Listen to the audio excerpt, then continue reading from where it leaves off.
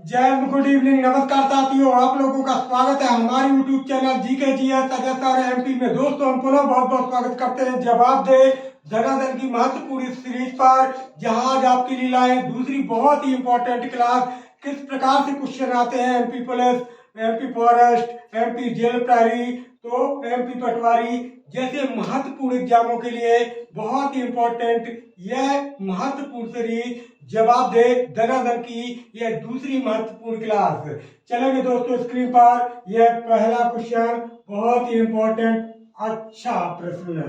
अच्छा प्रश्न दोस्तों, याद रखिएगा दोस्तों, अच्छा प्रश्न स्क्रीन पर यह पहला महत्वपूर्ण प्रश्न है। देखेंगे दोस्तों, क्वेश्चन देखेंगे कि प्रसिद्ध दिलवाड़ा मंदिर कहाँ पर स्थित है। बहुत बढ़िया यह प्रश्न कि प्रसिद्ध दिलवाड़ा मंदिर कहाँ पर स्थित है। ऑप्शन ए मध्य प्रदेश में, ऑप्शन बी राजस्थान में, ऑप्शन सी कर्नाटक में और ऑप्शन डी महाराष्ट्र में। क्या होगा इसका राइट आंसर दोस्तों? आप शीघ्र कमेंट कीजिए और बताएं दोस्तों कि क्या होगा इसका राइट आंसर। कहाँ पर स्थित होगा अपना प्रसिद्ध दिलवाड़ा मंदिर? दोस्तों, दिलवाड़ा मंदिर जो जैन धर्म से संबंधित है। किस धर्म से संबंधित है? जैन धर्म से। याद रखना दोस्तों, जैन धर्म से संबंधित है अपना यह दिलवाड़ा मंदिर। और यह कहाँ पर स्थित है? शीघ्र कमेंट कीजिए और बताएं दोस्तों कि कहाँ पर स्थित होगा। मध्य प्रदेश में, राजस्थान में, कर्नाटक में या महाराष्ट्र में। हमने आपको इतना हिंट किया कि यह जैन धर्म से प्रसिद्ध, याद रखिएगा, दिलवाड़ा मंदिर जैन धर्म से संबंध रखता है। और ये कहाँ पर स्थित होगा, क्या होगा इसका राइट आंसर? तो इस प्रकार से समय हुआ आपका समाप्त और इसका राइट आंसर होगा ऑप्शन बी, यानी राजस्थान। कहाँ पर होगा? राजस्थान में। हमने बात की दोस्तों कि राजस्थान में जैन धर्म से संबंधित प्रसिद्ध दिलवाड़ा मंदिर स्थित है, जहां पर जैन धर्म के 5 मंदिर, कितने मंदिर? जैन धर्म के 5 मंदिर स्थित है। कितने मंदिर स्थित है? 5 मंदिर। और यह मंदिर जैन धर्म के प्रथम तीर्थंकर, याद रखना दोस्तों, प्रथम तीर्थंकर जैन धर्म में आपको ज्ञात होगा दोस्तों कि कुल कितने तीर्थंकर हुए हैं? 24 तीर्थंकर हुए। कितने तीर्थंकर हुए हैं? यानी 24 तीर्थंकर हुए हैं। लेकिन जैन धर्म के प्रथम तीर्थंकर आदिनाथ, याद रखिएगा, आदिनाथ भगवान ऋषभदेव जिन्हें कहते हैं, आदिनाथ को समर्पित है। यह अपने राजस्थान में स्थित है प्रसिद्ध आपका दिलवाड़ा मंदिर, जो जैन धर्म से संबंध रखता है। कहाँ स्थित है? राजस्थान में। बात करते हैं कि मध्य प्रदेश, याद रखिएगा, मध्य प्रदेश, कर्नाटक, महाराष्ट्र, ये तीनों मतलब स्टेट यानी राज्य है अपने। और मध्य प्रदेश में मंदिरों की अगर बात करते हैं तो याद रखिएगा, अत्यधिक मंदिर। लेकिन मंदिरों की नगरी अगर किसे कहते हैं तो मध्य प्रदेश में कहते हैं उज्जैन को। किसे कहते हैं? उज्जैन को मंदिरों की नगरी के रूप में जाना जाता है। तो क्लियर दोस्तों, ये कहां पर स्थित होगा? इसका राइट आंसर आपका ऑप्शन बी, राजस्थान में। चलेंगे दोस्तों स्क्रीन पर अगले महत्वपूर्ण प्रश्न की ओर। बहुत अच्छा है प्रश्न है कि निम्नलिखित में से, याद रखना दोस्तों, निम्नलिखित में से कौन सा क्षेत्र मध्य प्रदेश में नहीं है? बहुत बढ़िया। निम्नलिखित में से कौन सा क्षेत्र हमारे मध्य प्रदेश राज्य में नहीं आता? ऑप्शन देखेंगे। ऑप्शन ए छोटा नागपुर का पठार, ऑप्शन बी मालवा का पठार, ऑप्शन सी बुंदेलखंड का पठार और ऑप्शन डी महाकौशल क्षेत्र। क्या होगा राइट आंसर? शीघ्र कमेंट कीजिए और बताएं दोस्तों कि क्या होगा इसका राइट आंसर। और इस प्रकार से धीरे धीरे समय गुजरता हुआ तीव्र गति से, तो क्या होगा राइट आंसर? शीघ्र कमेंट करें और बताएं दोस्तों कि क्या होगा इसका राइट आंसर। कौन सा क्षेत्र है जो हमारे मध्य प्रदेश में नहीं आता? और इस प्रकार से समय हुआ आपका समाप्त और इसका जो राइट आंसर होगा वह होगा ऑप्शन ए, यानी छोटा नागपुर का पठार। याद रखिएगा दोस्तों, छोटा नागपुर का पठार यह हमारे मध्य प्रदेश में नहीं होगा, क्योंकि इसका विस्तार याद रखना दोस्तों झारखंड, कहां पर, झारखंड, बिहार,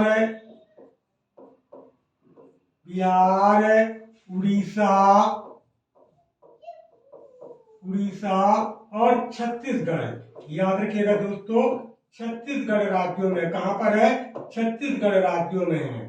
यानी जो छोटा नागपुर का पठार है वह अपने झारखंड, बिहार, उड़ीसा और छत्तीसगढ़ राज्यों में फैला हुआ है। इसका अधिकांशतः भाग झारखंड में है। और दोस्तों जो छोटा नागपुर का पठार है, याद रखिएगा दोस्तों, जो छोटा नागपुर का पठार है इसे कहते हैं, छोटा नागपुर का पठार जो, याद रखिएगा, छोटा नागपुर का जो पठार है कहां पर, अपने झारखंड में। कहां पर है, झारखंड में। वैसे इन 4 राज्यों में इसका विस्तार है, लेकिन अधिकांशतः भाग कहां है, झारखंड में। इसे क्या कहते हैं, इसे कहते हैं भारत का रूर। क्या कहते हैं दोस्तों, भारत का रूर कहते हैं। अब रूर क्या होता है, रूर का अगर अर्थ, ये उर्दू है, अगर इसका अर्थ निकालेंगे तो रूर का अर्थ होता है घमंड। जैसे मैं आपको एक सॉन्ग क्लियर करता हूँ, जैसे आपने एक गाना सुना होगा कि मत कर इतना गुरूर, सूरत पे फलाने ठिकाना। समझ रहे हैं ना दोस्तों, तो रूर से क्या बना है, गुरूर। अब घमंड क्यों कहते हैं, क्योंकि भारत के सभी पठारों में, भारत के सभी पठारों में यह सबसे ज्यादा खनिज उत्पादित करने वाला, याद रखिएगा दोस्तों, खनिज उत्पादित करने वाला, किस प्रकार से, खनिज उत्पादित करने वाला पठार है। खनिज उत्पादित करने वाला पठार है कौन, यानी झारखंड में जो है छोटा नागपुर का पठार, यहाँ पर अत्यधिक खनिज का उत्पादन किया जाता है, इसीलिए इसे कहते हैं भारत का रूर। रूर का मतलब घमंड, एक प्रकार से याद रखिएगा। तो क्लियर, इसका राइट आंसर क्या होगा, छोटा नागपुर का पठार। अब बात करते हैं, जैसे मालवा का पठार कहाँ है, ये मध्य प्रदेश में है। बुंदेलखंड का पठार याद रखिएगा, यह भी मध्य प्रदेश में है। महाकौशल यह भी मध्य प्रदेश में है। मालवा जो अपना इंदौर वाला एरिया है वो मालवा के अंतर्गत। बुंदेलखंड जो अपना छतरपुर, दमोह, टीकमगढ़ वगैरह वाला एरिया है ये अपना किस में जाता है, बुंदेलखंड। महाकौशल ये जबलपुर वाला एरिया, जो मंडला वाला एरिया, ये किसमें जाता है दोस्तों, महाकौशल क्षेत्र में। तो क्लियर, तो इसका राइट आंसर क्या होगा, छोटा नागपुर का पठार। इस प्रकार से चलेंगे स्क्रीन पर अगले महत्वपूर्ण क्वेश्चन की ओर। बहुत बढ़िया है प्रश्न है, बहुत अच्छा प्रश्न है कि गोलकुंडा का किला, याद रखना दोस्तों, गोलकुंडा का किला, गोलकुंडा का किला निम्नलिखित में से किस राज्य में स्थित है। बहुत अच्छा है स्क्रीन पर प्रश्न कि जो गोलकुंडा का किला, अभी तक अपन पढ़ते रहे गोलकुंडा की खान, याद रखिएगा, गोलकुंडा की खान, क्या पढ़ते रहे, गोलकुंडा की खान। लेकिन अब क्या पढ़ना है दोस्तों, अपन को किला, यानी गोलकुंडा का किला कहां पर स्थित है। एक प्रकार से ऑप्शन देखेंगे स्क्रीन पर। ऑप्शन ए कर्नाटक में, ऑप्शन बी महाराष्ट्र में, ऑप्शन सी मध्य प्रदेश में और ऑप्शन डी तेलंगाना में। कहां पर है दोस्तों गोलकुंडा का यह महत्वपूर्ण किला। आप शीघ्र कमेंट कीजिए और बताइए कि क्या होगा इसका राइट आंसर। समय तीव्र गति से बढ़ता हुआ, क्योंकि दोस्तों आप बेशक सोचते रहे, विचार करते रहे, चिंतन करते रहे, बट टाइम कभी किसी का इंतजार नहीं करता। याद रखिएगा दोस्तों, तो इस प्रकार से गोलकुंडा का किला बताना है कि कहां पर स्थित होगा, कर्नाटक, महाराष्ट्र, मध्य प्रदेश या तेलंगाना।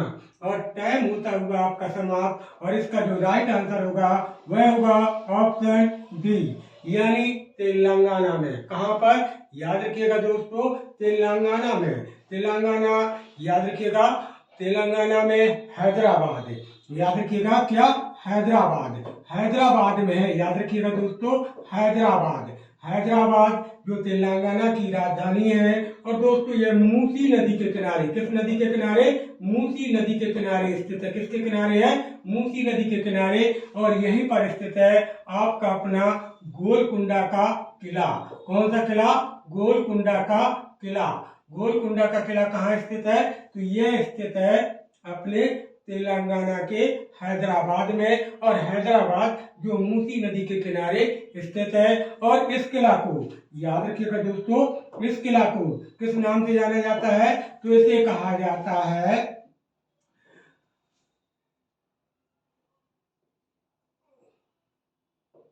गोला गोला कोड़ा, गोला कोड़ा के नाम से जाना जाता है। गोला कोड़ा के नाम से जाना जाता है। और जिसका निर्माण कराया था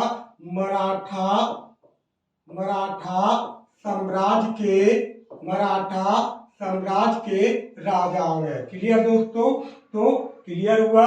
यदि गोलकुंडा की किला की बात करते हैं, कहाँ पर है? तो ये तेलंगाना के हैदराबाद में है। हैदराबाद जो तेलंगाना की राजधानी और मूसी नदी के तट पर स्थित है, वहीं पर गोलकुंडा का किला स्थित है। और इस किला को गोला कोड़ा के नाम से जाना जाता है। किस किला के नाम से जाना जाता है? गोला कोड़ा के नाम से जाना जाता है, जिसका निर्माण मराठा साम्राज्य के राजाओं के द्वारा कराया गया था। तो क्लियर दोस्तों, इसका जो राइट आंसर होगा वह होगा ऑप्शन डी। और इस प्रकार से चलेंगे स्क्रीन पर अगले महत्वपूर्ण क्वेश्चन की ओर। यह बहुत अच्छा प्रश्न है, अच्छा प्रश्न है कि 1857, बहुत बढ़िया प्रश्न है कि 1857 का प्रथम स्वतंत्रता संग्राम।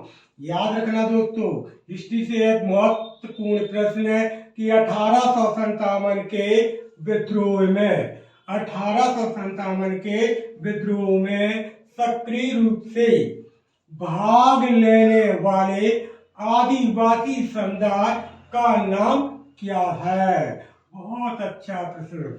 क्वेश्चन सुनेंगे दोस्तों, क्योंकि क्वेश्चन में दम है। इतिहास का ये बहुत ही इंपॉर्टेंट क्वेश्चन कि सन 1857 के विद्रोह में सक्रिय रूप से भाग लेने वाले आदिवासी समुदाय का नाम क्या है? मतलब उस समुदाय का नाम बताना है जिसने 1857 के प्रथम स्वतंत्रता संग्राम में बढ़ चढ़कर भाग लिया था। ऑप्शन देखेंगे। ऑप्शन ए भील जनजाति, ऑप्शन बी गोंड जनजाति, ऑप्शन सी कोरकू जनजाति और ऑप्शन डी बैगा जनजाति। क्या होगा इसका राइट आंसर? आप शीघ्र कमेंट करें और बताएं दोस्तों कि क्या होगा इसका राइट आंसर। और धीरे धीरे समय अपनी अग्रसर बढ़ता हुआ अपनी ओर, तो क्या होगा इसका राइट आंसर? आप कमेंट करें और बताएं दोस्तों कि किस जनजाति ने 1857 के प्रथम स्वतंत्रता संग्राम में भाग लिया था। और इस प्रकार से समय होता हुआ समाप्त। और इसका जो राइट आंसर होगा वह होगा ऑप्शन ए यानी भील जनजाति। ऑप्शन ए यानी भील जनजाति ने भाग लिया था।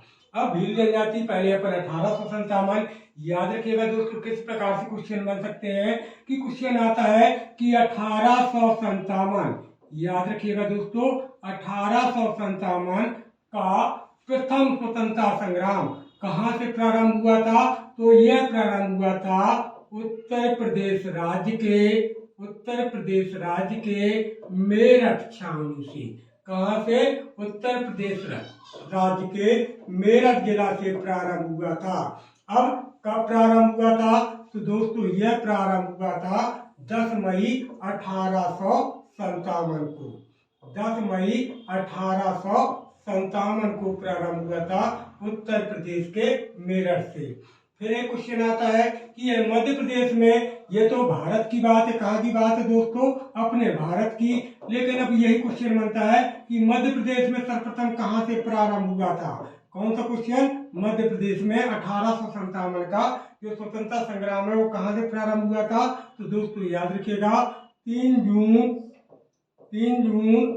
1857 को यह स्वतंत्रता संग्राम नीमच छावनी से, याद रखिएगा मध्य प्रदेश का एक जिला होगा जिसे अपन नीमच छावनी के रूप में जानते हैं। नीमच से प्रारंभ हुआ था 3 जून 1857 को। क्लियर दोस्तों, आपको ज्ञात होगा दोस्तों कि इस स्वतंत्रता संग्राम में किसने देशद्रोही का कार्य किया था? तो ग्वालियर के सिंधिया ने। याद रखिएगा, ग्वालियर के सिंधियों ने देशद्रोही का क्या किया था? कार्य किया था। किसका कार्य किया था? देशद्रोही का कार्य किया था। एक सिंधियों ने किया था और एक भोपाल की नाम सुना होगा, सिकंदर जहान बेगम। याद रखिएगा दोस्तों, सिकंदर जहान बेगम ने भी क्या किया था? देशद्रोही का कार्य किया था। किसका कार्य किया था? देशद्रोही का कार्य किया था। अर्थात इन्होंने अंग्रेजों का साथ दिया था, जो ग्वालियर का सिंधिया वंश है, और भोपाल की रानी सिकंदर जहान बेगम ने अंग्रेजों का साथ दिया, अर्थात भारत के साथ डिसलॉयल्टी, देशद्रोही का कार्य किया था। बात करते हैं गौड़ जनजाति की। तो दोस्तों, यह गौड़ जनजाति हमारे भारत की सबसे बड़ी जनजाति कहलाती है, जिसके मुख्य देवता 12 देव कहलाते हैं। जैसे कोरकू जनजाति का अत्यधिक विस्तार मध्य प्रदेश के बैतूल जिले में है और गंजन सिंह कोरकू के नेतृत्व में प्रथम आदिवासी सत्याग्रह किया भी गया था। बैगा जनजाति, बैगा जो टैटू, याद रखेगा, जो टैटू स्टैचू बनाने के लिए अत्यधिक गुदना प्रिय जनजाति होती है और इसके मुख्य देवता आपको ज्ञात होगा, एक तो कहलाते हैं अपने बूढ़ा देव। कौन से कहलाते हैं? बूढ़ा देव। और एक कहलाते हैं अपने दूल्हा देव। याद रखिएगा, बूढ़ा देव और दूल्हा देव ये बैगा की प्रमुख देवता कहलाते हैं, बूढ़ा देव और दूल्हा देव। इस प्रकार से स्क्रीन पर चलेंगे महत्वपूर्ण क्वेश्चन की ओर दोस्तों। अच्छा प्रश्न, बहुत बढ़िया प्रश्न, संविधान का यह इम्पोर्टेंट प्रश्न है कि संसद के संयुक्त बैठक की अध्यक्षता कौन करता है? बहुत बढ़िया। बात हो रही है अनुच्छेद 108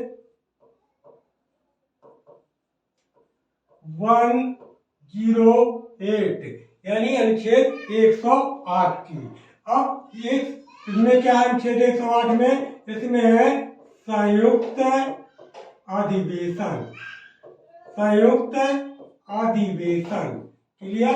तो यहाँ पर को बात करना है संयुक्त अधिवेशन का। यह महत्वपूर्ण क्वेश्चन है। यहाँ पर क्वेश्चन किस प्रकार से कर रहा है आप देखेंगे प्रश्न को, कि संसद के संयुक्त बैठक की अध्यक्षता कौन करता है? एक बार ऑप्शन पर नजर डालते हैं। ऑप्शन ए राष्ट्रपति यानी प्रेसिडेंट, ऑप्शन बी उपराष्ट्रपति यानी vice president, option C Lok Sabha अध्यक्ष यानी स्पीकर, ऑप्शन डी मुख्य न्यायाधीश यानी मैन चीफ जस्टिस। क्लियर दोस्तों? तो क्या होगा इसका राइट आंसर? कौन करेगा संयुक्त अधिवेशन की अध्यक्षता?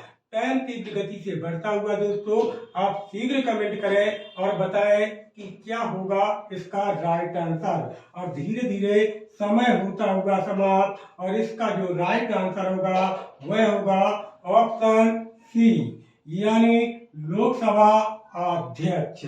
दोस्तों, हम बात कर रहे थे संयुक्त अधिवेशन की अनुच्छेद 108 में जो भाग 5 में, अगर भाग की बात करें तो ये भाग 5 के अनुच्छेद 108 में संयुक्त अधिवेशन की व्यवस्था की गई है। और संयुक्त अधिवेशन अगर आता है क्वेश्चन कि संयुक्त अधिवेशन कौन बुलाता है, तो दोस्तों याद रखिएगा, संयुक्त अधिवेशन बुलाता है अपना राष्ट्रपति। कौन बुलाता है? राष्ट्रपति बुलाता है संयुक्त अधिवेशन। अब क्वेश्चन ये बनता है कि आखिर संयुक्त अधिवेशन क्यों बुलाता है? मान लीजिए दोस्तों, किसी नियम कानून को लेकर के परिभाषा क्या बनती है? किसी नियम कानून को लेकर के संसद के दोनों सदनों में, लोकसभा और राज्यसभा में मतभेद की स्थिति बनती है और यह मतभेद 6 माह तक, कब तक? 6 माह तक समाप्त नहीं होता। 6 माह तक समाप्त नहीं होता। तो राष्ट्रपति 108 यानी अनुच्छेद 108 का प्रयोग करके संयुक्त अधिवेशन बुलाता है और संयुक्त अधिवेशन की अध्यक्षता आपका लोकसभा अध्यक्ष अर्थात स्पीकर करता है। कौन करता है? स्पीकर करता है। और दोस्तों याद रखिएगा, अध्यक्ष लोकसभा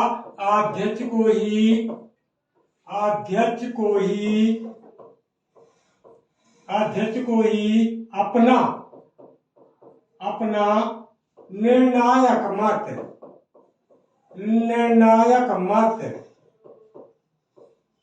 करने का अधिकार होता है। क्लियर दोस्तों?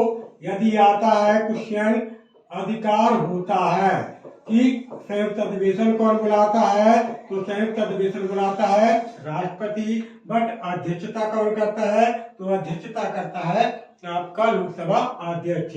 ऑप्शन पर एक बार नजर डालते हैं दोस्तों, ऑप्शन पर नजर देखेंगे दोस्तों। यहाँ है राष्ट्रपति को कहते हैं भारत का प्रथम नागरिक। क्या कहते हैं? भारत का प्रथम नागरिक। और राष्ट्रपति जो वास्तविक कार्यपालिका का अध्यक्ष होता है, यही जल थल और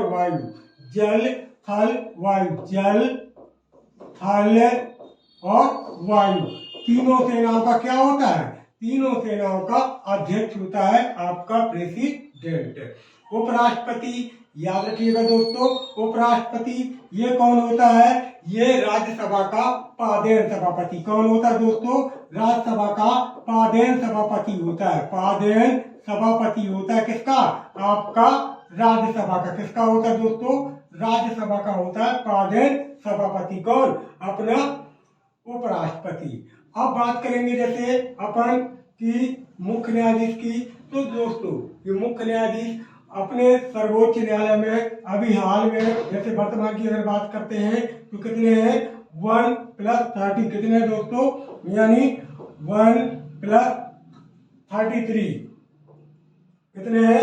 1+33 यानी टोटल कितने हैं? 34 न्यायाधीश हैं। और वर्तमान के जो मुख्य चीफ जस्टिस है उनका नाम है D.Y. चंद्रचूड़। क्या नाम है? D.Y. चंद्रचूड़। ये वर्तमान के मुख्य चीफ जस्टिस हैं। और पहले कौन थे? तो हीरालाल जेकारिया। इस प्रकार से स्क्रीन पर चलेंगे अगले महत्वपूर्ण क्वेश्चन की ओर। बढ़िया प्रश्न है, बहुत अच्छा प्रश्न है। यह मध्य प्रदेश के बांधों से रिलेटेड बहुत ही अच्छा प्रश्न मध्य प्रदेश से स्क्रीन पर कि बाणसागर बांध। अच्छा प्रश्न है। बाणसागर बांध ... नदी पर निर्मित है।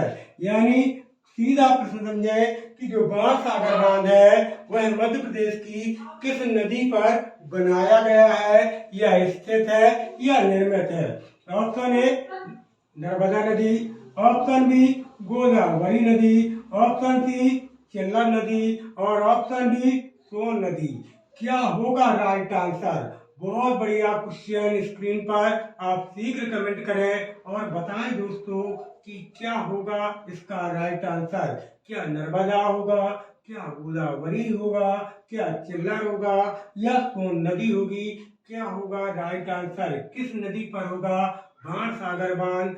समय तीव्र गति से बढ़ता हुआ दोस्तों। तो इस प्रकार से आपका समय हुआ समाप्त और इसका राइट आंसर होगा ऑप्शन डी यानी सोन नदी। दोस्तों याद रखिएगा 780 किलोमीटर की लंबाई रखने वाली 780 किलोमीटर की लंबाई रखने वाली सोन नदी पर मध्य प्रदेश के रीवा में, कहां पर? मध्य प्रदेश के रीवा में बाणसागर बांध स्थित है। किस नदी पर? सोन नदी पर। किस नदी पर? यानी 780 किलोमीटर किसकी लंबाई है? तो ये सोन नदी की है। और ये अगर आता है कि ये बाणसागर बांध किस नदी पर है, तो दोस्तों सोन नदी पर है। और ये कहां पर स्थित है? तो मध्य प्रदेश के रीवा जिले में स्थित है। क्लियर दोस्तों? मध्य प्रदेश के रीवा जिले में स्थित है बाणसागर बांध सोन नदी पर। बात करते हैं नर्मदा की। नर्मदा का जिक्र करेंगे तो दोस्तों नर्मदा में किस प्रकार से क्वेश्चन जैसे बन सकते हैं। नर्मदा, इसकी कुल लंबाई है 1312 किलोमीटर, 1312 किलोमीटर, ये होगी इसकी कुल लंबाई। क्या होगी दोस्तों? कुल लंबाई कितनी है? 1312 किलोमीटर ये लंबाई है। बस दोस्तों याद रखिएगा, मध्य प्रदेश में बहती है 1077 किलोमीटर। कितने किलोमीटर? 1077 किलोमीटर। और यह मध्य प्रदेश की सबसे बड़ी नदी और भारत की 5वीं बड़ी नदी के रूप में जानी जाती है नर्मदा नदी। गोदावरी की बात करते हैं दोस्तों। गोदावरी ये महाराष्ट्र की नदी है दोस्तों। और महाराष्ट्र में जो प्रसिद्ध महाकुंभ नगरी शहर है जिसका नाम है नासिक, यह किसके किनारे? इसी नदी के किनारे यानी गोदावरी नदी के किनारे स्थित है, जिसकी कुल लंबाई होगी 1465 किलोमीटर। कितनी होगी? 1465 किलोमीटर। और इसी नदी को कहते हैं अपन बूढ़ी गंगा। क्या कहते हैं? बूढ़ी गंगा। और क्या कहते हैं दोस्तों? इसी को कहते हैं अपन वृद्ध गंगा। क्या कहते हैं? वृद्ध गंगा। और क्या कहते हैं दोस्तों? प्रायद्वीपीय गंगा। क्या कहते हैं? प्रायद्वीपीय गंगा के रूप में भी जाना जाता है। किसे? अपनी गोदावरी नदी को। और क्या कहते हैं? दक्षिण की गंगा, यानी दक्षिण की गंगा भी इसी को कहा जाता है। अब कावेरी को दक्षिण भारत की गंगा और इसे कहा जाता है केवल दक्षिण की गंगा। किसे? अपनी गोदावरी नदी को। क्लियर दोस्तों? तो इस प्रकार से चलेंगे स्क्रीन पर अगले महत्वपूर्ण क्वेश्चन की ओर। चले, बहुत बढ़िया है प्रश्न कि मध्य प्रदेश के निम्नलिखित जिलों में से किसमें शाही मस्जिद और मोती मस्जिद स्थित है? बहुत बढ़िया, याद रखिएगा, शाही मस्जिद और मोती मस्जिद मध्य प्रदेश के किस जिले पर स्थित है? ऑप्शन देखेंगे एक नजर में। Option A Vidisha, option B Katni, option C Singrauli या ऑप्शन डी धार। क्या होगा इसका राइट आंसर? आप शीघ्र कमेंट करें और बताएं दोस्तों कि क्या होगा इसका राइट आंसर। कहाँ पर होगी शाही मस्जिद और मोती मस्जिद? बहुत बढ़िया यह प्रश्न स्क्रीन पर, अच्छा प्रश्न। क्या होगा इसका राइट आंसर? और समय तीव्र गति से गुजरता हुआ दोस्तों, और इस प्रकार से समय हुआ समाप्त, और इसका जो राइट आंसर होगा वह होगा ऑप्शन ए यानी विदिशा। याद रखिएगा दोस्तों, विदिशा में ही, याद रखिएगा, विदिशा में ही शाही मस्जिद और मोती मस्जिद स्थित है। शाही मस्जिद और मोती मस्जिद स्थित है। और याद रखना दोस्तों, विदिशा की मोती मस्जिद को क्या कहते हैं? खान मस्जिद के नाम से भी जाना जाता है। किस मस्जिद के नाम से जाना जाता है? खान मस्जिद के नाम से भी जाना जाता है। यानी विदिशा में जो अपनी मोती मस्जिद है उसे खान मस्जिद के नाम से भी जाना जाता है, जिसका निर्माण लगभग 7वीं शताब्दी में कराया गया था। क्लियर दोस्तों? विदिशा याद रखिएगा, जो बेतवा नदी के किनारे स्थित है। बेसनगर इसका प्राचीन नाम था। कटनी की बात करते हैं तो कटनी को दोस्तों क्या किस नाम से जाना जाता है? इसका उपनाम है चूना नगरी। क्या कहा जाता है? चूना नगरी के नाम से जाना जाता है कटनी को, क्योंकि कटनी में मार्बल कटिंग और मार्बल पाउडर और एसीसी सीमेंट कारखानों के लिए प्रसिद्ध है, तो इसे कहते हैं चूना नगरी। जैसे सिंगरौली है, सिंगरौली को क्या कहते हैं? एक तो अपन कहते हैं ऊर्जा राजधानी। क्या कहते हैं दोस्तों? ऊर्जा राजधानी के नाम से जाना जाता है। और क्या कहा जाता है? इसी को कहा जाता है कोयला राजधानी। याद रखिएगा, कोयला राजधानी के रूप में भी जाना जाता है। जैसे धार में आते हैं दोस्तों, तो धार में पीतमपुर, याद रखिएगा, आपने सुना होगा पीतमपुर को क्या कहते हैं? इसे कहते हैं भारत का डेट्रायट। क्या कहते हैं? भारत का डेट्रायट के नाम से जाना जाता है। क्लियर? जो धार में अपना पीतमपुर है, याद रखिएगा दोस्तों, धार में अपना पीतमपुर है, इसे क्या कहते हैं? इसे कहते हैं भारत का डेट्रायट। तो क्लियर? इसका राइट आंसर क्या होगा? इसका राइट आंसर होगा अपना विदिशा। क्या होगा? विदिशा। यानी मध्य प्रदेश के विदिशा में ही शाही मस्जिद और मोती मस्जिद स्थापित की गई है। चलते दोस्तों स्क्रीन पर अगले महत्वपूर्ण क्वेश्चन की ओर। अच्छा प्रश्न, यह करंट से प्रश्न कि 2017 में पर्यावरण पर विश्व सम्मेलन कहाँ आयोजित किया गया था? अच्छा प्रश्न है। ऑप्शन ए नई दिल्ली में, ऑप्शन बी जयपुर में, ऑप्शन सी भोपाल में, ऑप्शन डी भोपाल इंदौर में। क्या होगा राइट आंसर? कहाँ पर 2017 में पर्यावरण पर विश्व सम्मेलन का आयोजन किया गया? और इस प्रकार से धीरे धीरे समय होता हुआ आपका समाप्त, और इसका जो राइट आंसर होगा वह होगा भारत की राष्ट्रीय राजधानी नई दिल्ली। याद रखिएगा, नई दिल्ली। नई दिल्ली में 2 मई से, याद रखिएगा दोस्तों, 2 मई से 8 मई 2017, 2 मई से 8 मई 2017 के मध्य विश्व सम्मेलन आयोजित, विश्व पर्यावरण सम्मेलन आयोजित किया गया था राष्ट्रीय राजधानी नई दिल्ली में, जो यमुना नदी के तट पर, किस नदी के तट पर? यमुना नदी के तट पर स्थित है। और इसे 1912 में, कब दोस्तों? इसे 1912 में राजधानी बनाया गया था। क्या बनाया गया था? राजधानी बनाया गया था। और दोस्तों इससे पहले भारत की राजधानी क्या थी?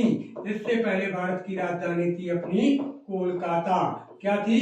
कोलकाता, जो वर्तमान में पश्चिम बंगाल की, किसकी? पश्चिम बंगाल की राजधानी है। और ये हुगली नदी के किनारे, किस नदी के किनारे? हुगली नदी के किनारे स्थित है। तो पहले भारत की राजधानी कलकत्ता थी, लेकिन वर्तमान में राजधानी नई दिल्ली है। अब जयपुर, इसे भारत में गुलाबी शहर के नाम से जाना जाता है। जयपुर, जिस नगर की स्थापना सवाई राजा जय सिंह के द्वारा कराई गई थी। जैसे भोपाल की बात करते हैं दोस्तों, ये मध्य प्रदेश की राजधानी, मध्य प्रदेश के 6 महानगरों में एक महानगर भी है और मध्य प्रदेश का एक जिला भी है। इंदौर, मिनी मुंबई के कहलाने वाला इंदौर मध्य प्रदेश का एक ऐसा जिला जो लगातार 5 वर्षों से भारत का सबसे स्वच्छ शहर बना हुआ है, तो वह है इंदौर। तो इस प्रकार से इसका राइट आंसर क्या होगा? नई दिल्ली होगा। क्या होगा? नई दिल्ली होगा। चलेंगे दोस्तों अगले महत्वपूर्ण प्रश्न की ओर। अच्छा प्रश्न है कि कटनी में, बहुत अभी चूना नगरी की बात हुई थी और कटनी से ही क्वेश्चन आ गया कि कटनी में झिझरी गांव किस लिए प्रसिद्ध है? बहुत अच्छा। यानी कटनी जो चूना नगरी के नाम से प्रसिद्ध है मध्य प्रदेश में, वहाँ एक गांव पड़ता है जिसका नाम है झिझरी गांव। वह किसके लिए प्रसिद्ध है? ऑप्शन देखेंगे एक नजर पर। ऑप्शन ए चट्टान गुफा चित्रकारी के लिए, ऑप्शन बी शिव मंदिर के लिए, ऑप्शन सी झरना के लिए, और ऑप्शन डी सिंचाई परियोजना के लिए। क्या होगा इसका राइट आंसर? शीघ्र कमेंट करें और बताएं दोस्तों कि क्या होगा इसका राइट आंसर। समय तीव्र गति से बढ़ता हुआ, क्या होगा इसका राइट आंसर? तो इस प्रकार से समय हुआ समाप्त, और इसका जो राइट आंसर होगा वह होगा ऑप्शन ए, यानी चट्टान गुफा और चित्रकारी के लिए कटनी का झिझरी गांव अत्यधिक प्रसिद्ध है। चट्टान गुफा और चित्रकारी, यानी चट्टानों की गुफाएं जो हैं और चित्रकारी उन पर जो की गई है पत्थरों की कटिंग करके, वह कहाँ? झिझरी गांव में अत्यधिक प्रसिद्ध है। तो इसका राइट आंसर क्या होगा आपका? चट्टान गुफा चित्रकारी, यानी ऑप्शन ए। क्लियर दोस्तों? और इस प्रकार से स्क्रीन पर चलेंगे अगले महत्वपूर्ण प्रश्न की ओर। अच्छा प्रश्न है कि खजुराहो के, याद रखिएगा दोस्तों, खजुराहो के मंदिरों का निर्माण किसने कराया था? बहुत बढ़िया यह प्रश्न है। 20 नंबर का महत्वपूर्ण क्वेश्चन। ऑप्शन ए मौर्य वंश, ऑप्शन बी गुर्जर प्रतिहार वंश, ऑप्शन सी शक सातवाहन वंश, और ऑप्शन डी चंदेल वंश। क्या होगा राइट आंसर? कौन कराएगा खजुराहो के मंदिरों का निर्माण? अच्छा प्रश्न स्क्रीन पर, बड़ा प्रश्न, छोटा प्रश्न, लेकिन एग्जाम की दृष्टि से बहुत ही इम्पोर्टेंट प्रश्न। किसने बनवाया था खजुराहो के मंदिर? तो दोस्तों याद रखिएगा, खजुराहो के मंदिर 950 से 1050, 950 से 1050 ईस्वी के मध्य बनाए गए थे, अर्थात इनका निर्माण हुआ था 10वीं और 11वीं शताब्दी में। कब हुआ था? 10वीं और 11वीं शताब्दी में। और दोस्तों, जिस समय खजुराहो के मंदिरों का निर्माण किया गया उस समय मंदिरों की कुल संख्या थी 85, लेकिन वर्तमान में अगर मंदिरों की बात करते हैं कि कितने मंदिर हैं खजुराहो में, तो 22 यानी 22 मंदिर स्थित है। कितने मंदिर स्थित है? 22 मंदिर स्थित है। और दोस्तों, कभी क्वेश्चन आता है कि जो खजुराहो के मंदिर है ये किस शैली पर आधारित है, अर्थात किस शैली से बनाए गए हैं। तो एक शैली आती है जैसे नागर शैली, और एक शैली होती है अपनी पंचायतन शैली। कौन सी? पंचायतन शैली। इन दोनों शैलियों से खजुराहो के मंदिर बनाए गए हैं। अब क्वेश्चन इस प्रकार से बनता है कि यदि सर दोनों ऑप्शन आता है, ऑप्शन ए नागर शैली, ऑप्शन बी पंचायतन शैली, तो इस स्थिति पर अपन को जो आंसर चूज करना है वो क्या चूज करना है? वो करना है पंचायतन शैली का। किसका चूज करना है? पंचायतन शैली का। याद रखिएगा, पंचायतन शैली का, अन्यथा अपन को नागर शैली का। दोस्तों, एक अपने दिमाग पर बैठा लीजिए कि उत्तर भारत की, याद रखिएगा दोस्तों, नोट डाल के आप लिख सकते हैं अपने रफ कॉपी में कि उत्तर भारत के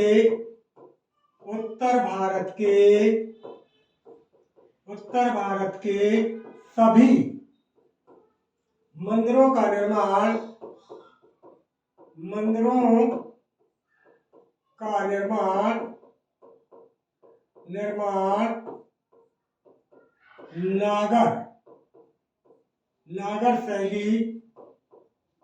नागर शैली व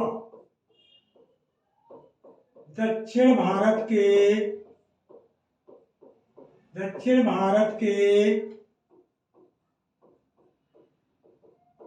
सभी मंदिर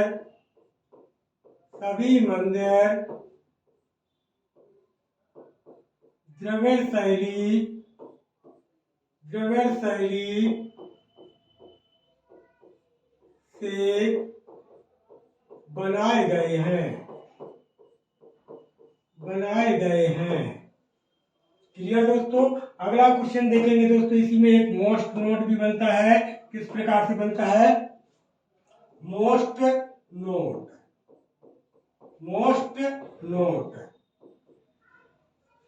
मध्य प्रदेश के ग्वालियर स्थित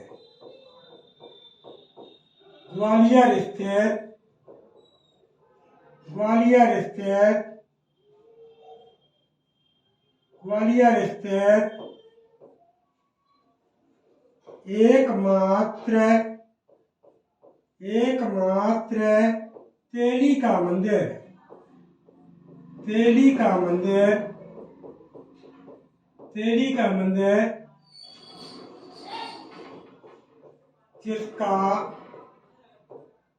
जिसका निर्माण द्रविड़ शैली से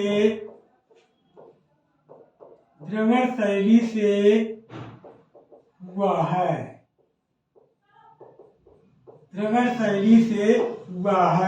अब क्वेश्चन यहाँ से बनता है दोस्तों कि ये नागर शैली और ये द्रविड़ शैली होती क्या है। तो थोड़ी सी पहचान बता दूं कि दोस्तों, जो द्रविड़ शैली है उसके मंदिर कुछ इस प्रकार से बनाए जाते हैं। अपने घरों में जो वेदियां होती हैं दोस्तों, कुछ इस प्रकार से, जो के खंड बाई खंड होती है ना दोस्तों, इस प्रकार से बनाए जाते हैं। याद रखिएगा, इस प्रकार से उनके दरवाजे होते हैं, डोर होते हैं। और जो अपनी नागर शैली है उनके जो गेट होते हैं मंदिरों के, कुछ इस प्रकार से कंगूरा कटिंग। याद रखिएगा दोस्तों, कंगूरा कटिंग कुछ इस प्रकार से होते हैं। तो याद रखिएगा, ये है दोस्तों अपनी नागर शैली और ये है दोस्तों अपनी द्रविड़ शैली। क्लियर? ये होती मुख्य पहचान। क्या होती है? मुख्य पहचान। तो उत्तर भारत के सभी मंदिर नागर शैली से, केवल एक मंदिर जो ग्वालियर में तेली का मंदिर है वो द्रविड़ शैली से, बाकी सभी मंदिर नागर शैली से बनाए गए हैं। उसी प्रकार से खजुराहो के मंदिर भी नागर शैली से बनाए गए हैं, जिन्हें 1986 में, याद रखिएगा 1986 में यूनेस्को के द्वारा विश्व धरोहर सूची में विश्व धरोहर सूची में शामिल किया गया है।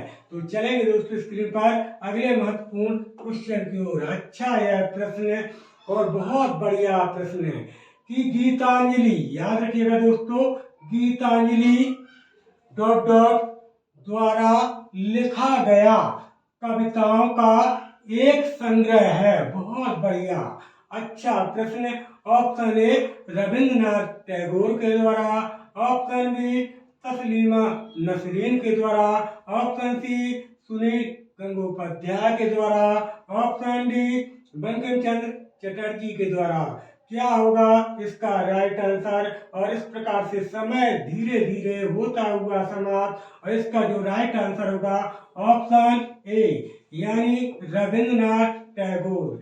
याद रखिएगा, रविंद्रनाथ टैगोर को ही गीतांजलि के लिए सन 1913 में विश्व का जो सबसे बड़ा सम्मान है नोबेल प्राइज यानी नोबेल पुरस्कार प्रदान हो चुका है। याद रखिएगा, ये रविंद्रनाथ टैगोर द्वारा रचित बहुत ही पुस्तक ग्रंथ है। ये किसने लिखी है? गीतांजलि रविंद्रनाथ टैगोर जिन्होंने भारत का राष्ट्रगान भी लिखा था। राष्ट्रगान जिसे गाने में 52 सेकंड का समय लगता है। कितने सेकंड का समय लगता है? 52 सेकंड का समय लगता है। बट इसकी पहली और अंतिम पंक्ति कितने 20 सेकंड में गाई जाती है। कितने 20 सेकंड में गाई जाती है। तो दोस्तों इसका राइट आंसर क्या होगा?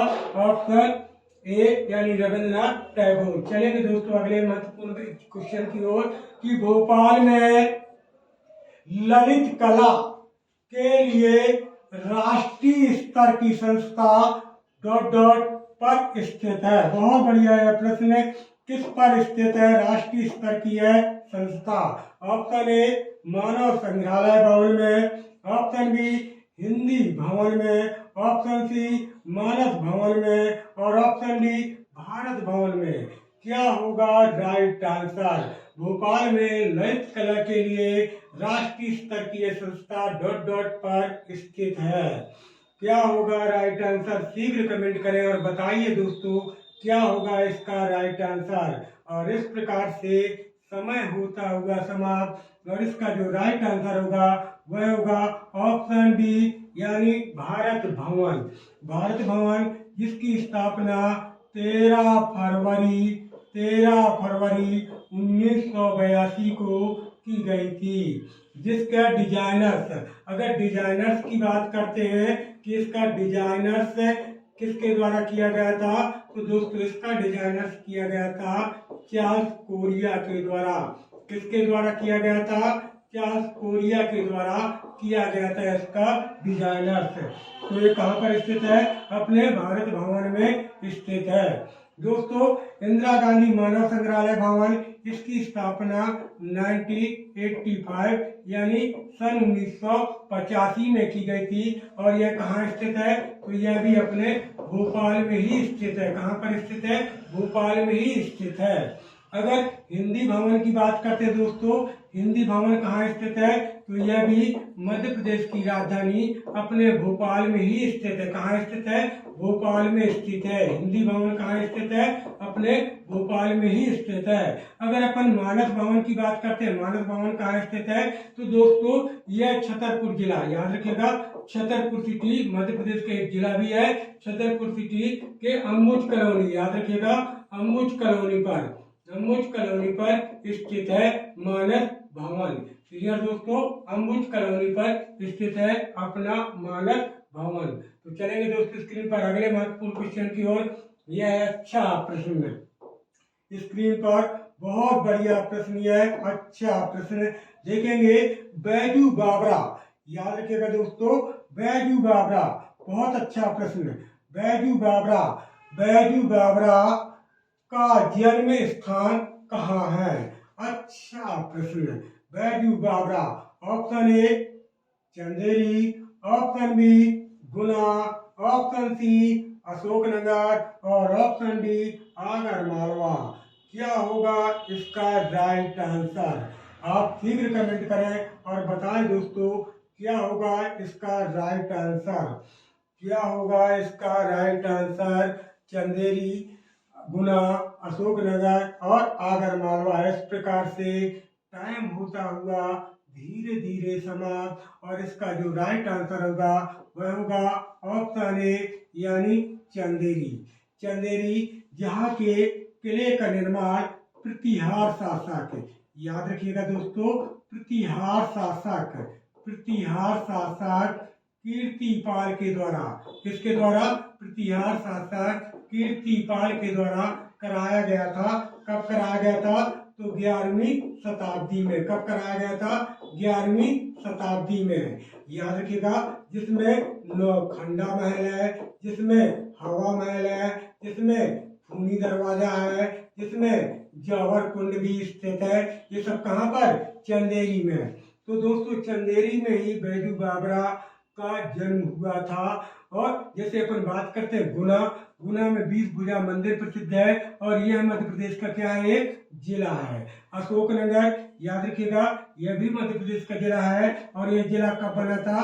तो यह बना था 2003 में। गुना से अलग करके इसे जिला बनाया गया था। आगरमालवा को कब बनाया गया था? तो 16 अगस्त 2013 में। याद रखिएगा, 16 अगस्त 2013 में इसे शाजापुर से अलग करके क्या बनाया गया था? जिला बनाया गया था। तो क्लियर, इसका राइट आंसर क्या होगा? यानी ऑप्शन ए चंदेरी। चलेंगे दोस्तों अगले महत्वपूर्ण क्वेश्चन की ओर, कि पिसनहरी की मड़िया, याद रखना दोस्तों, अच्छा प्रश्न। पिसनहरी की मड़िया निम्नलिखित में से, पिसनहरी की मड़िया निम्नलिखित में से किस एक धार्मिक समुदाय से संबंधित है? यानी जो पिसनहरी की मड़िया है उसमें अपन को समुदाय बताना है, जो अपने कहाँ पर स्थित है दोस्तों? पिसनहरी की मड़िया ये स्थित है अपने जबलपुर में। कहाँ पर स्थित है? जबलपुर में। जबलपुर में स्थित है। कहाँ पर स्थित है? जबलपुर में स्थित है। और जबलपुर जो नर्मदा नदी के किनारे स्थित है, जो नर्मदा नदी के किनारे स्थित है, जिसे सुरमा नगरी, याद रखिएगा, सुरमा नगरी भी कहते हैं और संस्कार राजधानी भी कहते हैं। क्या कहते हैं? संस्कार राजधानी भी कहते हैं। और साथ में कई ऐतिहासिक नगरी, संगमरमर नगरी, कल्चुरी वंश के राजाओं की नगरी, कई नामों से जाना जाता है, न्यायिक राजधानी के नाम से जाना जाता है।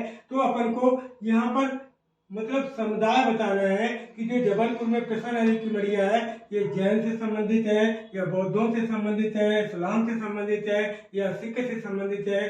क्या होगा इसका राइट आंसर? और इस प्रकार से समय होता हुआ आपका समाप्त, और इसका राइट आंसर होगा ऑप्शन ए यानी जैन धर्म। याद रखिएगा, जैन धर्म, जैन धर्म से संबंधित है पिसनहरी की मड़िया, जो अपने जबलपुर में संबंधित है। बात करते हैं ऑप्शन बौद्ध धर्म, इसके संस्थापक होंगे अपने गौतम बुद्ध। कौन होंगे? गौतम बुद्ध। इस्लाम धर्म, इसके संस्थापक होंगे मोहम्मद पैगंबर साहब। सिख धर्म, सिख और ईसाई, याद रखिएगा दोस्तों, सिख जो सरदार लोग होते हैं तो ये सिख धर्म है, और ईसाई धर्म के लोग दुनिया में सबसे ज्यादा पाए जाते हैं। खासतौर पर यूरोप महाद्वीप में ज्यादातर ईसाई धर्म के ही लोग क्या पाए जाते हैं। तो इसका राइट आंसर क्या होगा? ऑप्शन ए यानी जैन धर्म। इस प्रकार से स्क्रीन पर चलेंगे अगले महत्वपूर्ण क्वेश्चन को, कि रायसेन में सबसे प्रख्यात बौद्ध धार्मिक स्थल कौन सा है? बहुत बढ़िया है स्क्रीन पर। अच्छा इंपॉर्टेंट क्वेश्चन, अच्छा महत्वपूर्ण प्रश्न। Option A Ashapuri, option B Bhimbetka, option C Delawadi, और ऑप्शन डी सांची। क्या होगा इसका राइट आंसर? शीघ्र कमेंट करें और बताएं दोस्तों कि क्या होगा इसका राइट आंसर। और इस प्रकार से समय होता हुआ समाप्त, और इसका राइट आंसर होगा ऑप्शन डी यानी सांची। सांची, जिन्हें यूनेस्को के द्वारा 1989 यानी 1989 में यूनेस्को के द्वारा, किसके द्वारा? यूनेस्को के द्वारा, यूनेस्को के द्वारा विश्व धरोहर विश्व धरोहर सूची में शामिल किया गया है। क्लियर दोस्तों, शामिल किया गया है। तो ये जो रायसेन में सांची गांव है, वहां पर जो प्रख्यात बौद्ध धार्मिक स्थल है वो सांची में ही स्थित है। कहाँ पर स्थित है? अपने सांची में ही स्थित है। क्लियर दोस्तों, भीमबेटका की गुफाएं जो याद रखिएगा पाषाणकालीन गुफाएं हैं, जो संसार की सबसे पुरानी गुफाएं हैं। ये भी संसार की सबसे पुरानी गुफाएं हैं। इन्हें भी 2003 में, कब दोस्तों? 2003 में यूनेस्को ने विश्व धरोहर सूची में शामिल किया है। किन्हें? अपनी भीमबेटका की गुफाओं को। किन्हें? भीमबेटका की गुफाओं को। तो इसका राइट आंसर क्या होगा? ऑप्शन डी, यानी सांची के स्तूप। चलेंगे अगले महत्वपूर्ण क्वेश्चन की ओर। अच्छा प्रश्न है स्क्रीन पर। चलेंगे दोस्तों, स्क्रीन पर अच्छा प्रश्न है।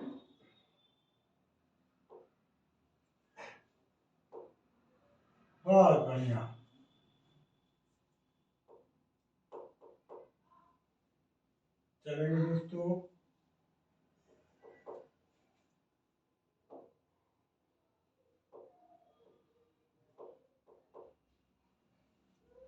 चलेंगे दोस्तों, तो आज के लिए इतना ही। आगे मिलते हैं अगली क्लास को लेकर। जब तक के लिए दोस्तों, जय हिंद, जय भारत। मिलते हैं पुनः अगली जवाब दे धनाधन की महत्वपूर्ण इस क्लास पर। यहीं पर अलविदा बोलते हैं दोस्तों।